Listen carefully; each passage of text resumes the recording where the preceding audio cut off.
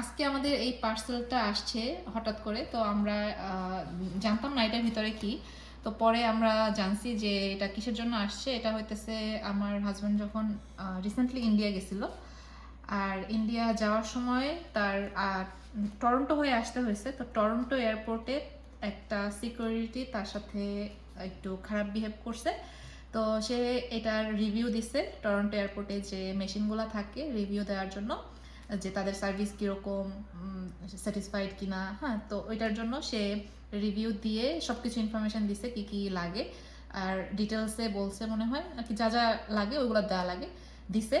তো এরপরে তারা একটা ইমেল পাঠাইছে যে আপনার এই রিভিউর জন্য আপনি সিলেক্টেড হয়েছেন এবং আপনাকে $250 একটা গিফট কার্ড দেওয়া হবে। তো সেই গিফট কার্ডটাই এই জায়গায় আসছে। তো আমরা এটা এক্সপেক্ট করি নাই যে আমরা এটা পাবো। এটা আবার লটারি করে, যারা রিভিউ দেয় তাদের থেকে একটা ড্র করে একজনকে উঠায়।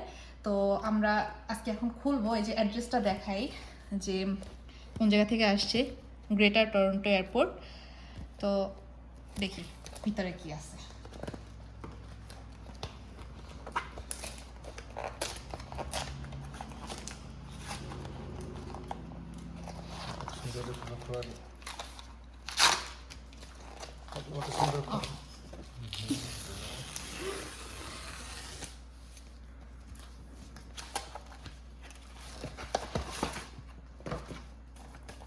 এই যে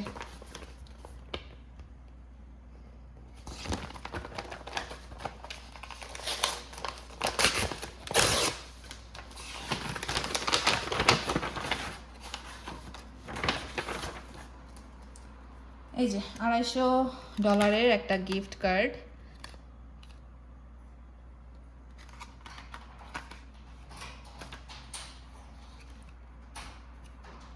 ইনফরমেশন দেখানো যাবে না। এই যে একটা গিফট কার্ড $250। সমস্যা নাই, এটাকে ইউজ করতে পারবো না।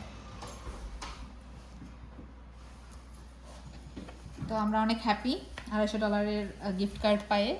তো আপনাদের সাথেও যদি এরকম কোনো কিছু ইনসিডেন্ট ঘটে, অথবা আপনারা যদি কোনো কিছুর ব্যাপারে রিভিউ দিতে চান, তাহলে আপনারাও করতে পারেন এই জিনিসটা।